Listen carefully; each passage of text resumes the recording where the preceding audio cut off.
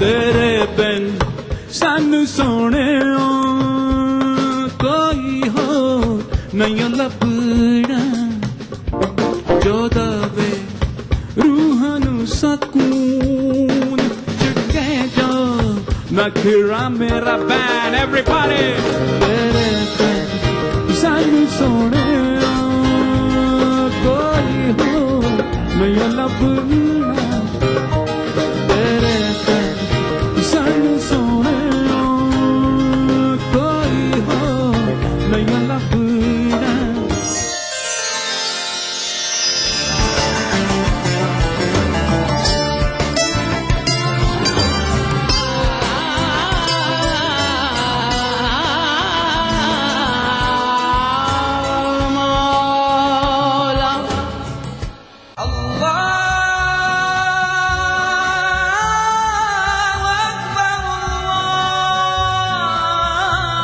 हर सुबह ईटीवी उर्दू की खुशबू से महके आपका घर आंगन। मांगने वाले मांग खुदा से। रूहानी कैफियत से सरशार कव्वालियों का हसीन गुलदस्ता। प्रोग्राम महफिल समा रोजाना सुबह 4:30 बजे। कुरान हमें एक बहुत बड़ी चीज देता है, वो है करिश, हौसला। पुरउम्मीद जिंदगी का सफर। प्रोग्राम रहनुमाए जिंदगी हर पीर तक जुमेरात सुबह 5 बजे।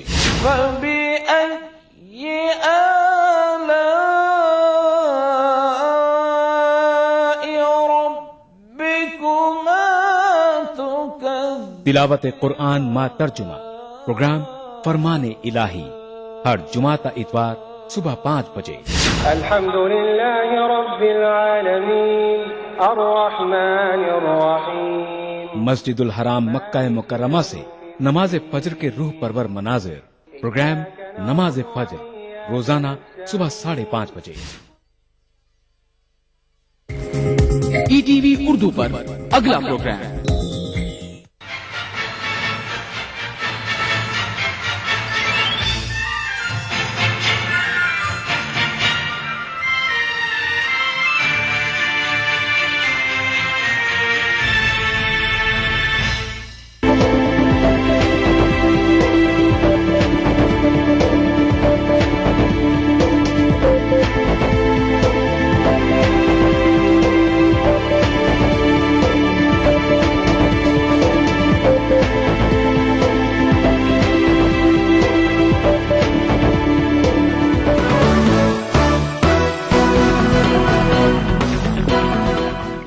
दुनिया अपडेट में आपका स्वागत है। आइए नजर डालते हैं इस एपिसोड की सुर्खियों पर। स्वर्ण मंदिर में 1984 में हुई सैन्य कार्रवाई में ब्रिटेन ने की थी भारत की मदद। रंगीन मिजाजी के चलते फ्रांस और अमेरिका के राष्ट्रपतियों की निजी जिंदगी में आया भूचाल।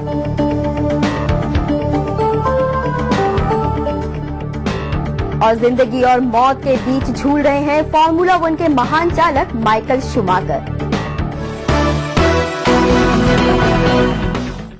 स्वर्ण मंदिर में 1984 में हुई सैन्य कार्रवाई के बारे में कुछ खुफिया दस्तावेज सामने आए हैं। इसके मुताबिक इस ऑपरेशन में ब्रिटेन की भी भूमिका थी। खबरों के मुताबिक भारतीय सेना की कार्रवाई में ब्रिटेन की स्पेशल एयर सर्विस ने मदद की थी। अगर ये बात सही है तो निश्चित तौर पर यह काफी संगीन मसला है। फिलहाल ब्रिटेन के प्रधानमंत्री डेविड कैमरून ने मामले की जांच के आदेश दे दिए हैं, लेकिन इस मामले पर भारत में राजनीति गर्मा गई है। पिछले दिनों सार्वजनिक हुए ब्रिटेन के सीक्रेट डॉक्यूमेंट्स ने भारत में भूचाल ला दिया है। स्वर्ण मंदिर को मुक्त कराने के अभियान ऑपरेशन ब्लू स्टार के दौरान सैकड़ों निर्दोष लोग मारे गए थे। भारत सरकार के श्वेत पत्र के मुताबिक इस कार्रवाई में कुल 554 लोग मारे गए थे। हालांकि कई सिख संगठन ये दावा करते हैं कि इस कार्रवाई में हजारों लोगों को अपनी जान गंवानी पड़ी थी।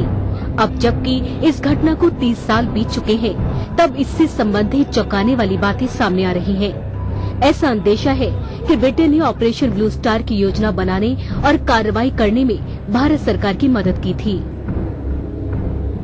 Now, I was recently talking to a very senior officer who actually took part in it, and he said one of the main reasons that the thing went so badly wrong was because it was a total failure of intelligence. So if British intelligence officers were involved, and I would say if, they clearly did a very bad job of it. तमाम लोगों का ऐसा मानना है कि Britain के दस्तावेज झूठे हैं। इस ऑपरेशन में हिस्सा ले चुके फौजी कमांडो के मुताबिक ये खबरें बेबुनियाद हैं। दरअसल ब्रिटेन में 30 साल बाद खुफिया दस्तावेजों को सार्वजनिक किया जाता है और इसी क्रम में स्वर्ण मंदिर से मुतालिक दस्तावेज भी सामने आए हैं। इसके मुताबिक ब्रिटेन की उस वक्त की प्रधानमंत्री मार्गरेट थैचर ने इस मामले में भारत की मदद करने को कहा था। इस बीच ब्रिटिश प्रधानमंत्री डेविड कैमरून ने कहा कि इस मामले की तह तक जाने की जरूरत है। यही नहीं बल्कि इस मामले में हुई जांच को सार्वजनिक किया जाएगा। Process is underway. I want it to be fast. I want it to find out the truth, and the findings will be made public. I remember and will never forget my own visit to the Golden Temple in Amritsar. It's one of the most beautiful and serene places anywhere on this planet. And what happened at Amritsar 30 years ago led to a tragic loss of life. It remains a source of deep pain to Sikhs everywhere. Prime Minister Singh, in my view, was absolutely right to apologise for what has happened, and I completely understand the concerns that these papers raised. इस मामले में Britain की भूमिका को लेकर जहां तमाम लोग सवाल कर रहे हैं, वहीं जानकारों के मुताबिक उस वक्त भारत और ब्रिटेन के रिश्ते बेहतर नहीं थे। ऐसे में भारत भला इस सिलसिले में उससे मदद कैसे मांग सकता था। दरअसल तत्कालीन प्रधानमंत्री इंदिरा गांधी चाहती थी कि ब्रिटेन अपने यहाँ शरण लिए हुए खालिस्तान समर्थकों के खिलाफ कार्रवाई करे या उन्हें भारत के हवाले करे, लेकिन ब्रिटेन ने ऐसा नहीं किया। ऐसे में ये कहना बड़ा मुश्किल है कि इस मामले में ब्रिटेन ने भारत की मदद की होगी। बहरहाल सच्चाई चाहे जो भी हो, लेकिन इसने भारत के पुराने जख्मों और कड़वी यादों को फिर से ताजा कर दिया है। दुनिया भर में फ्रांस की छवि आधुनिक और फैशन परस्त देश की है और वहां के राष्ट्रपति भी इस परंपरा का पूरा पालन करते दिखाई दे रहे हैं। पहले भूतपूर्व राष्ट्रपति निकोलस सरकोजी और टॉप मॉडल कार्ना ब्रूनी के रिश्तों ने काफी सुर्खियां बटोरी और अब मौजूदा राष्ट्रपति फ्रांसवा ओलांद हीरोइन जिली गायते के साथ संबंधों को लेकर काफी चर्चा में है। क्लोजर पत्रिका के मुताबिक ओलांद चोरी छिपे इश्क फरमा रहे हैं। सिर्फ ओलांद ही नहीं बल्कि अमेरिका के राष्ट्रपति ओबामा भी नॉटी होते दिखाई पड़ रहे हैं।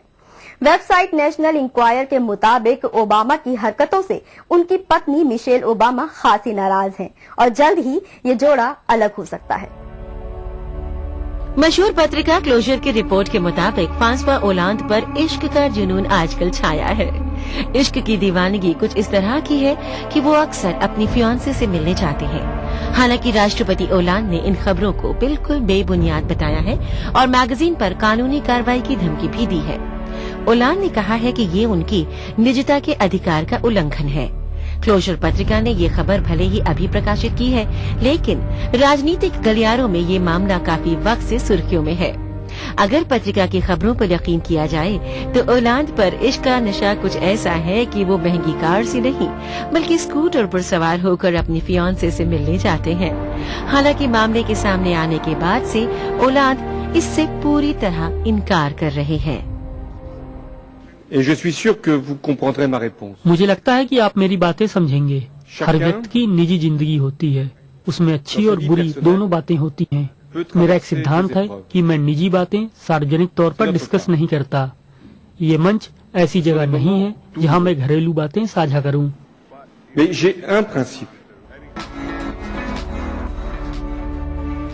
फ्रांस के राष्ट्रपति अपने प्रेम संबंधों से भले ही इनकार कर रहे हों, लेकिन ये बात तो तय है कि उनके निजी रिश्ते बेहद खराब दौर से गुजर रहे हैं। इधर ओलांद के संबंधों की खबरें सामने आईं, उधर फ्रांस की प्रथम महिला वैलेरी ट्राइवेलर डिप्रेशन में चली गई। यही नहीं बल्कि उनकी तबीयत तो इतनी खराब हो गई कि उन्हें अस्पताल तक में दाखिल कराना पड़ा।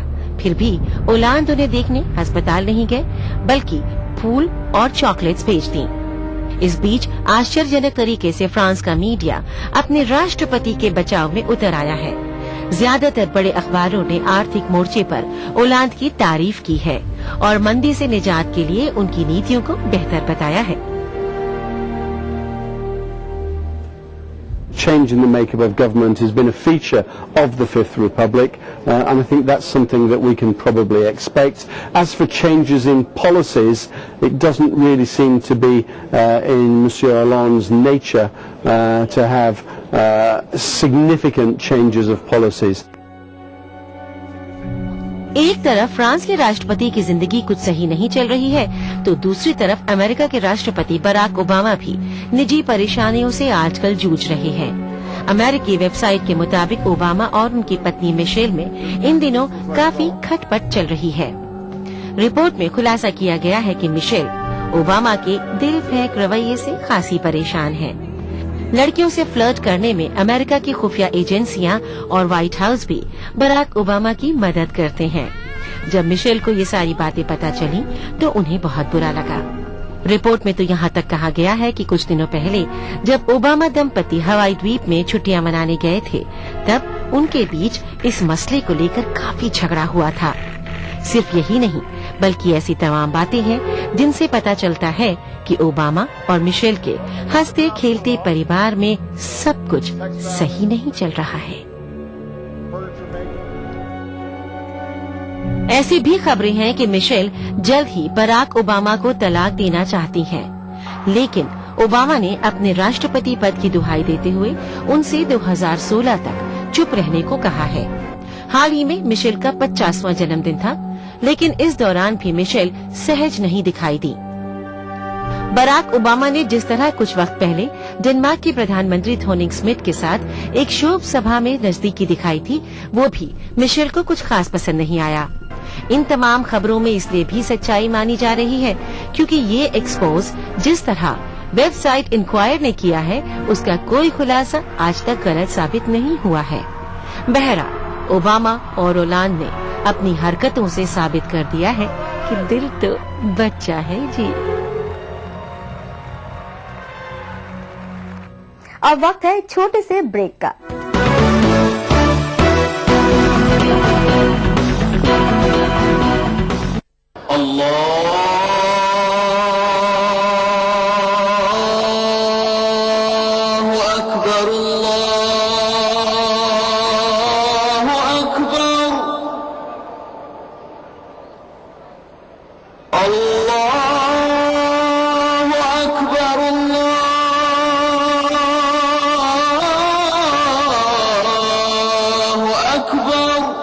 मस्जिदुल हराम से नमाज फज्र देखिए रोजाना सुबह 5:30 बजे सिर्फ ईटीवी उर्दू पर।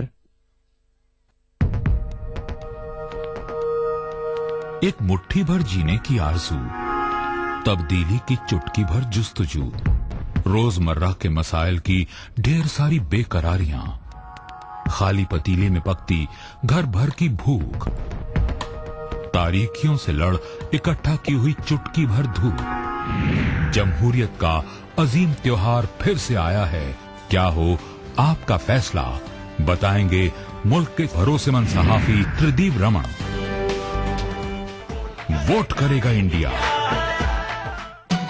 दक्कन की हर छोटी बड़ी सरगर्मी पर हमारी नजर, लेकिन आप तक पहुंचाते हैं सिर्फ वो खबर जो करे आपको बेदार। सियासत के गलियारों से रोजमर्रा की जिंदगी दक्कन के गोशे गोशे से आप तक खबरें पहुंचाता दक्कननामा, रोजाना शाम 6:30 बजे।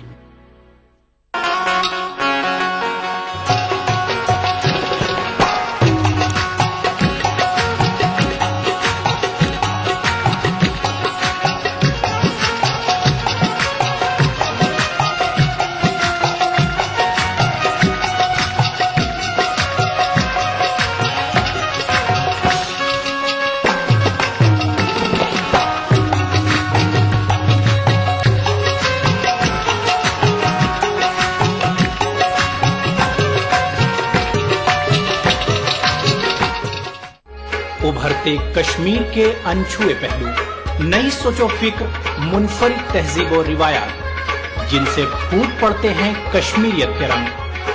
देखिए कश्मीर एक्सप्रेस पीर की रात 8 बजे और मंगल की शाम 6 बजे सिर्फ ईटीवी उर्दू पर। जिंदगी के इस सफर में सच्चाई हमारी हमसफर हो। हम दिखाते हैं वही खबर जो समाज के लिए हो आईना। गैर जानिबदारी हमारा शिवा। खबर वही जिस पर हो आपको एतबार। देखिए खबरनामा इन औकात पर।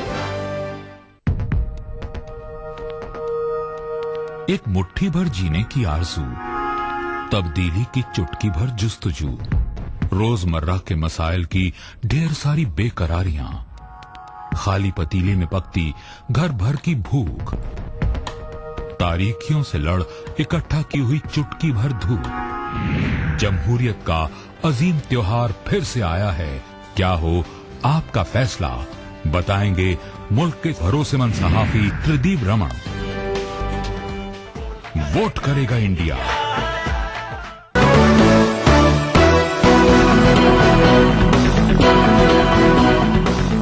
फार्मूला 1 रेसिंग के बेताज बादशाह रहे माइकल शूमाकर इन दिनों जिंदगी और मौत के बीच जंग लड़ रहे हैं। 7 बार के फार्मूला 1 चैंपियन को फ्रांस में स्कीइंग के दौरान जबरदस्त चोट लगी है। उन्हें अस्पताल में भर्ती किया गया है, जहां वो कोमा में हैं।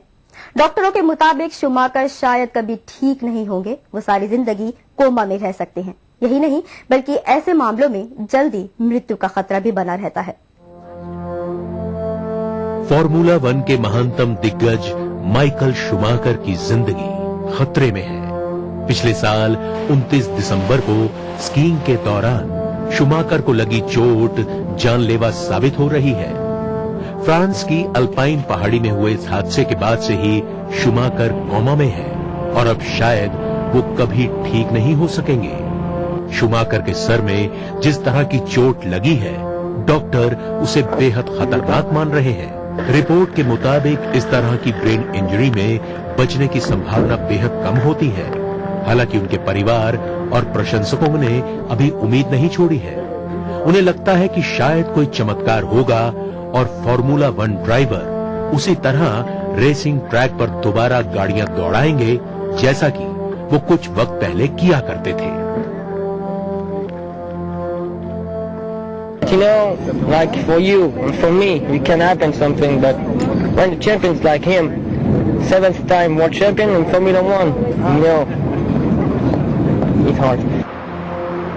लेजेंडरी फार्मूला 1 रेसर के इलाज में लगे डॉक्टर फिलहाल माइकल शूमाकर की हालत पर कुछ भी कहने से बच रहे हैं, लेकिन उनकी खामोशी काफी कुछ कह जाती है।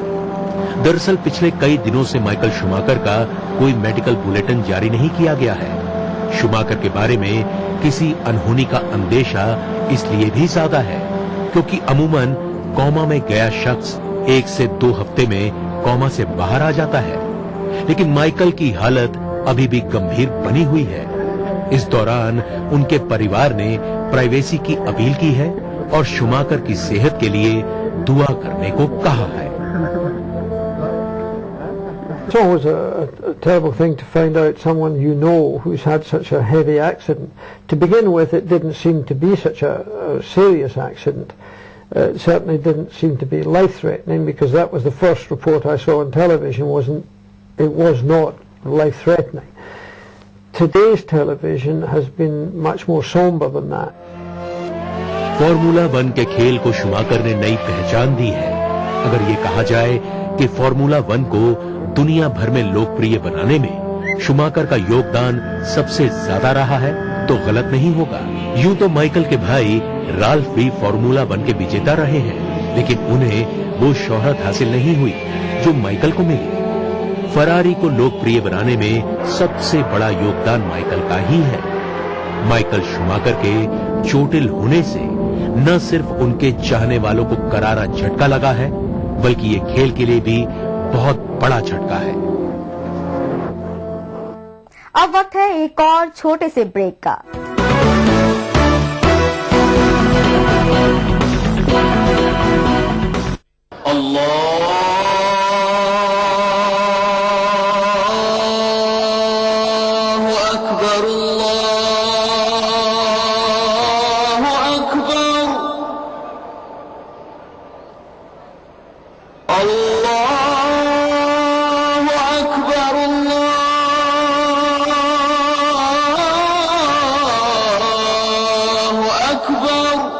मस्जिदुल हराम से नमाज फज्र देखिए रोजाना सुबह 5:30 बजे सिर्फ ईटीवी उर्दू पर।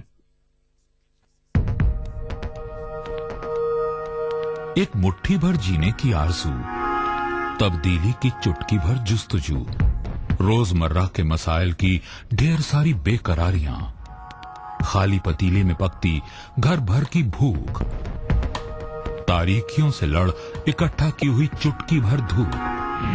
जमहूरियत का अजीम त्योहार फिर से आया है, क्या हो आपका फैसला, बताएंगे मुल्क के भरोसेमंद सहाफी त्रिदीप रमन। वोट करेगा इंडिया। उभरते कश्मीर के अनछुए पहलू, नई सोचो फिक्र, मुनफरिद तहजीब और रिवायात, जिनसे फूट पड़ते हैं कश्मीरियत के रंग। देखिए कश्मीर एक्सप्रेस पीर की रात 8 बजे और मंगल की शाम 6 बजे सिर्फ ईटीवी उर्दू पर। जिंदगी के इस सफर में सच्चाई हमारी हमसफर हो। हम दिखाते हैं वही खबर जो समाज के लिए हो आईना। गैर जानिबदारी हमारा शिवा। खबर वही जिस पर हो आपको एतबार। देखिए खबरनामा इन औकात पर। दक्कन की हर छोटी बड़ी सरगर्मी पर हमारी नजर, लेकिन आप तक पहुंचाते हैं सिर्फ वो खबर जो करे आपको बेदार। सियासत के गलियारों से रोजमर्रा की जिंदगी, दक्कन के गोशे गोशे से आप तक खबरें पहुंचाता दक्कननामा, रोजाना शाम 6:30 बजे।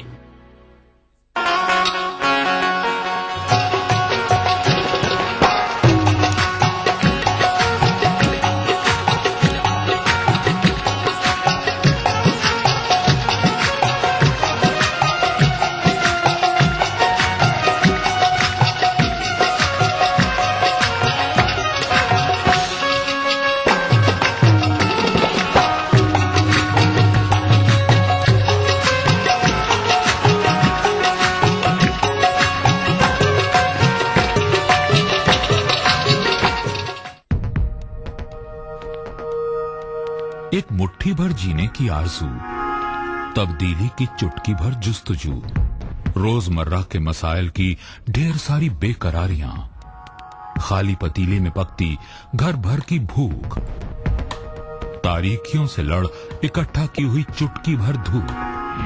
जमहूरियत का अजीम त्योहार फिर से आया है, क्या हो आपका फैसला, बताएंगे मुल्क के भरोसेमंद सहाफी त्रिदीप रमन। वोट करेगा इंडिया।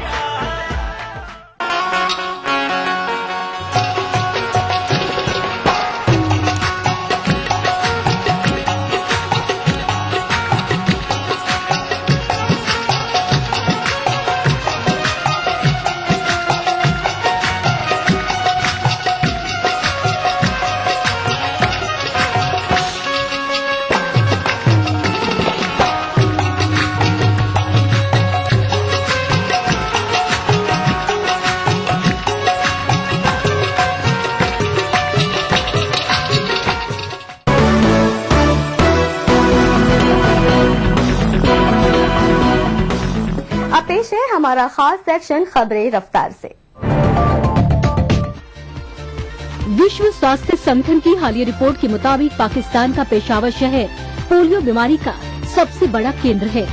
संगठन के मुताबिक यहाँ वैक्सीनेशन की प्रक्रिया तेज करने की जरूरत है। ये इलाका तालिबान का गढ़ माना जाता है और तालिबान पोलियो ड्रॉप लाने का विरोध करता है।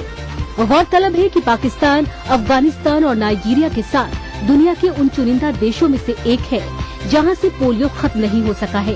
गौरतलब है कि पोलियो ड्रॉप पिलाने वाले डॉक्टरों और उनकी टीम पर पाकिस्तान में कई बार हमले हो चुके हैं। जापान महिलाओं को उद्योग और खेलों में सक्रिय भूमिका निभाने के लिए बढ़ावा दे रहा है। ये जापान के कोबे शहर में स्थित महिलाओं की वॉलीबॉल टीम हिसा मित्सु स्प्रिंग्स है। इस टीम का जापान के वॉलीबॉल में लंबा इतिहास रहा है। इस क्लब की स्थापना 1948 में की गई थी। गौर करने वाली बात यह है कि एक दवाई बनाने वाली कंपनी ने इस टीम की स्थापना की थी। टीम में हर खिलाड़ी के लिए अलग ट्रेनिंग प्रोग्राम होता है ताकि उन्हें शारीरिक तौर पर फिट रखा जा सके। ट्रेनर खिलाड़ियों की शारीरिक और मानसिक स्थिति को मॉनिटर करते रहते हैं ताकि मेडिकल स्टाफ से बात करके उनकी परेशानियों को दूर किया जा सके। जापान न सिर्फ खेलों में बल्कि उद्योगों में भी महिलाओं को बढ़ावा दे रहा है। जापान की मुख्य ट्रांसपोर्ट कंपनी सागावा एक्सप्रेस साल 2011 से ही महिलाओं के लिए रोमांचक प्रोजेक्ट चला रही है। इस कंपनी के 70,000 कर्मचारियों में 30% महिलाएं हैं। इनके सेल्स ऑफिस का काम महिलाएं संभालती हैं, चाहे वो सामान पिकअप करना हो या डिलीवरी करना। महिलाओं की भागीदारी बढ़ाने के लिए कंपनी ने डिलीवरी एरिया को कम करके छोटे ऑफिसों की तादाद बढ़ा दी है। कंपनी ने महिलाओं को सामानों की डिलीवरी के लिए बड़े ट्रकों की बजाय छोटी ट्रॉली मुहैया करवाई है।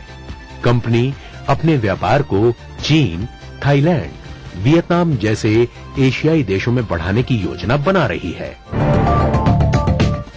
जासूसी के आरोपों से घिरी अमेरिका की नेशनल सिक्योरिटी एजेंसी को लेकर एक और खुलासा सामने आया है। नए खुलासे से पता चला है कि एनएसए ने दुनिया भर के मोबाइल फोन से रोजाना तकरीबन 20 करोड़ एसएमएस पर नजर रखी। ब्रिटिश अखबार गार्जियन के मुताबिक इन संदेशों का इस्तेमाल करके मोबाइल यूजर्स की जगह उनकी कॉन्टेक्ट लिस्ट और क्रेडिट कार्ड से जुड़ी जानकारियां जुटाई गयी। इस खुफिया प्रोग्राम को डिशफायर का नाम दिया गया। एनएसए ने सफाई देते हुए कहा कि उसने कानूनी दायरे में रहकर ये संदेश जुटाए हैं। हालांकि अब ओबामा ने कहा है कि वो खुफिया कार्यक्रम को जल्द ही बंद करेंगे। अमेरिका के डेट्रॉइट शहर को मोटर उद्योग की राजधानी कहा जाता है। ये शहर भले ही मंदी की गिरफ्त में हो, लेकिन आज भी यहाँ हुए मोटर शो में तमाम दिग्गज कंपनियां न सिर्फ हिस्सा लेती हैं, बल्कि नई नई गाड़ियां भी लॉन्च करती है। इन दिनों भी डेट्रॉइट में दुनिया के सबसे बड़े ऑटो शो का आयोजन चल रहा है। इस शो में 50 नई कारें लॉन्च होगी। शो की लोकप्रियता का अंदाजा इस बात से लगाया जा सकता है कि इसे कवर करने के लिए 5000 पत्रकारों ने रजिस्ट्रेशन कराया है। 2 हफ्ते तक चलने वाले शो में $37 करोड़ का कारोबार होने की उम्मीद है। अब पेश है हॉलीवुड और ग्लैमर जगत से जुड़ा हमारा सेक्शन ग्लैमर अपडेट।